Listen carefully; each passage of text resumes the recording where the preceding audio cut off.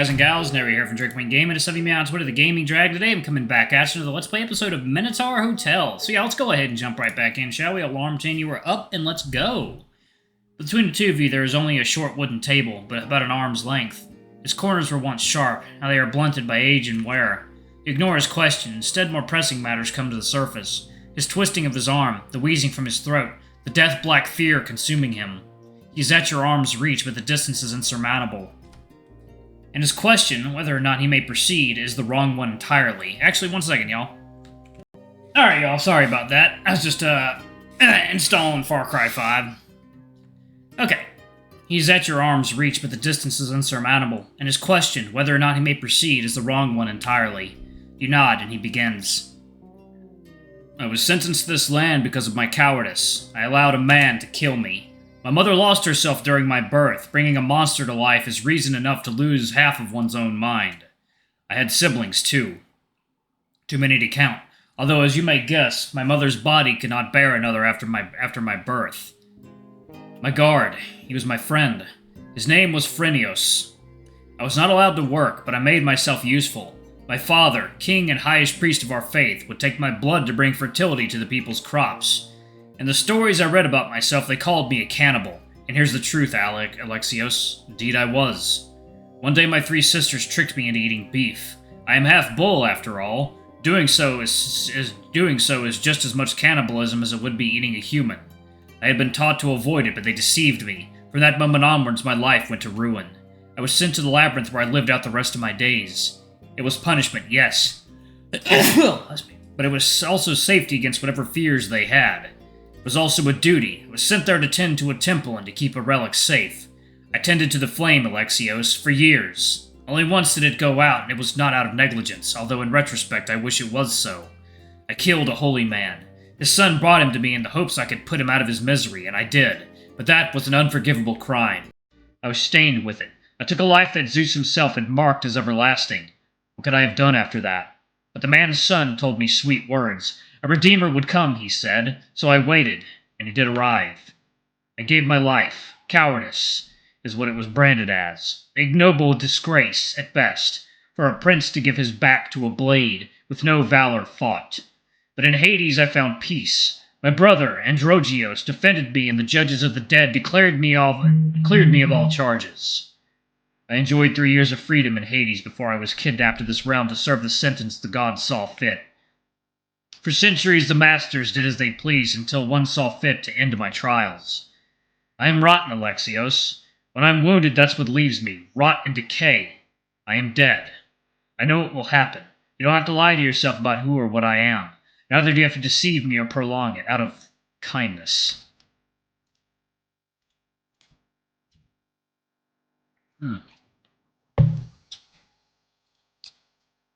You will grow tired of me, as all do eventually. I do not have it in me to be a toy, talked to like a man.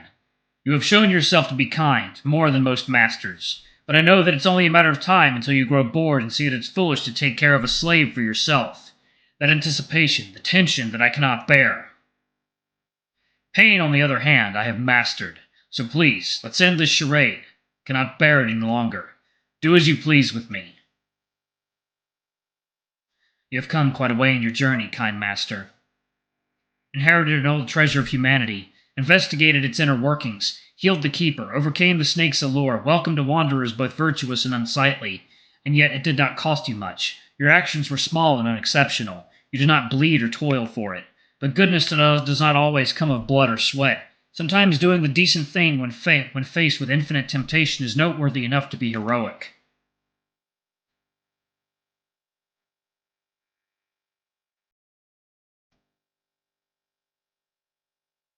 There was a moment not too long ago when you could have given in to your baser urges. Indeed, the potential for violence exists in all humans. It lurks and leaps in unexpected moments. It can take hold of one's eyes and pull one to hurt, twist, kill for the sheer curiosity of it.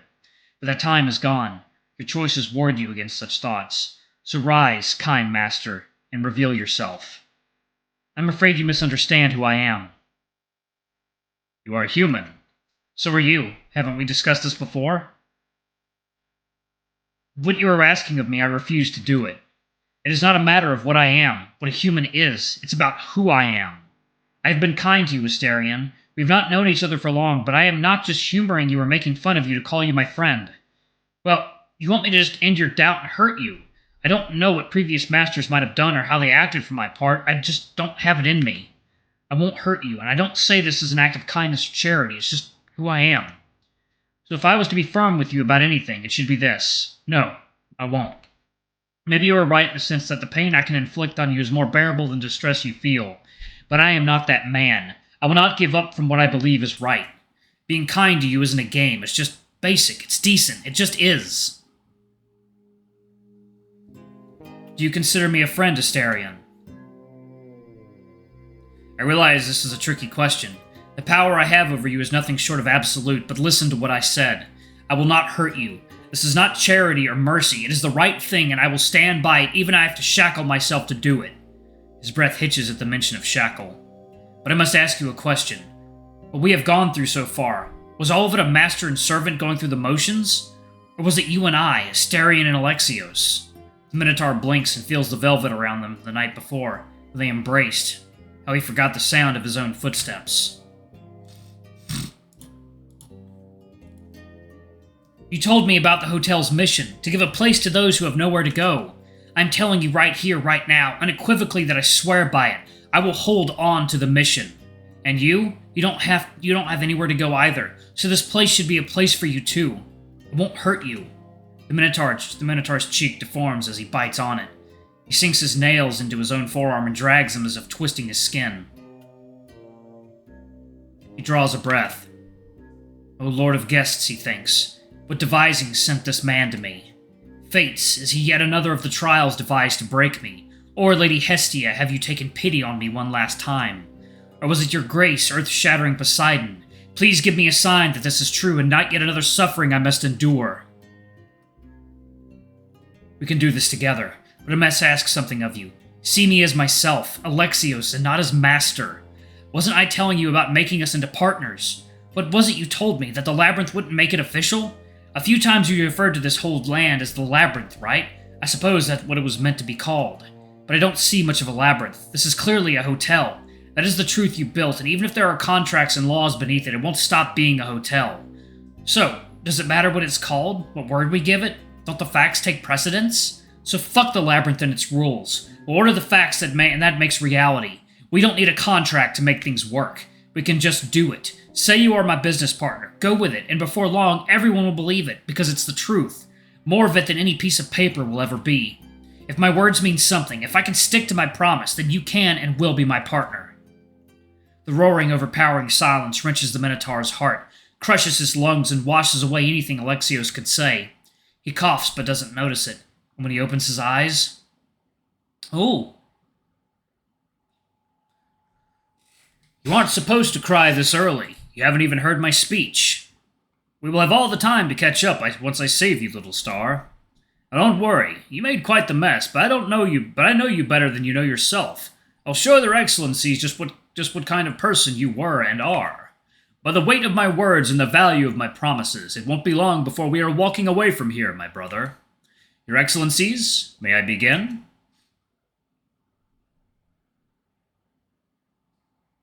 No, he did not cry. He did not anger the gods. He did not get shipped to 100 different labyrinths. And during that night when his guard visited, he did not reject his request. Forsake the labyrinth. We can worship the gods all the same. Pay their due respect in your own hearth and build a shrine around it. If my words and promises ever carried weight, then come, Asterion, and I will take you as my brother.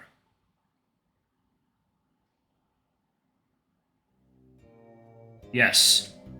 The Minotaur looks at you as if your face caught him off guard, just as reality itself roars back into his mind. Second, y'all. Alright, guys and gals, and we are back. Let's jump back into it, shall we? I just popped one of my little special gummies. It's going to be a good night. Anyway, he draws a breath, but this time it does not hitch. In fact, it overcomes all the stagnant air. A lungful so fresh it brings a wetness to one's eyes. I am sorry for my disrespect. I was inconsiderate during our conversation, Alexios. There's no reason to be sorry. I would appreciate it if you spoke to me with this frankness more often. I'm afraid I can't take another conversation like this so soon, Alexios. This has been the hardest thing I've done since... Let's not go there. Indeed, no reason to poke those old memories. I will need some time. That is no issue. We have all the time in the world, right? We do. I remember you mentioning I reminded you of a friend. Is it the Frenios fellow you talked about earlier? The Minotaur looks down to his hands. His right settles on top of the left and scratches it, his nails digging as if trying to unearth his veins. Am I allowed to ask why I remind you of him? You are the master, of course you are. Please stop that. I'm a person. Just treat me like one. None of this is about orders, none of this is about orders this, masters that. If you don't want to answer, it's fine. That's the end of it. It's because of things like this that you remind me of him. He was my guard. That was his official role. But in truth, he was my friend and my playmate first. He was assigned to me when we were both children. The way you talk, the things you speak, your disregard for hierarchy, the way you look at me, I have caught myself thinking of him, thinking as if you were him. If Frenios has been a master, would he have been like the others? Would he have harmed you? No, there is nothing in this world I am more certain about than that. Why are you so sure he wouldn't do it? He wasn't that kind of man. It never crossed his mind. Asterion knocks his knuckles on the wooden table. He licks his lips, and this time his tongue leaves a sheen of saliva. His eyes alternate from looking at you to deliberate, drawn-out blinks. He draws a breath, then lays both of his hands on the table. He breathes out, and his arms inch a bit further. It's such a small distance, no more than an arm's length. In fact, it is almost cramped, as if you had to contain yourself to a nook of the room. You raise your hand an inch off the table. It feels light, not awkward at all. The Minotaur gives it a brief glance, a deliberate blink, a long exhale. You lay it over his. The veins pop on the back of his hands. You can trace them with your fingers following his short fur's direction. He's cold and sweaty, but not badly so. Your warmth mustn't be unwelcome. In fact, the Minotaur closes his eyes, breathes in, out, and droops his shoulders. The touch lingers only for a short while. Time demands his due. You let it go before overstaying your welcome. Not long afterwards, the Minotaur retreats to his room. You refrain from interrupting his peace for as long as possible, but hours later you remember Luke's offer to stargaze. Perhaps it would be for the best allowing Asterion some time alone. He doesn't have to go out if he doesn't want to. While you are dressing yourself, however, he comes out of his room. Are you going out? Yes, Luke invited us to some stargazing tonight, remember? You don't have to come if you don't want to.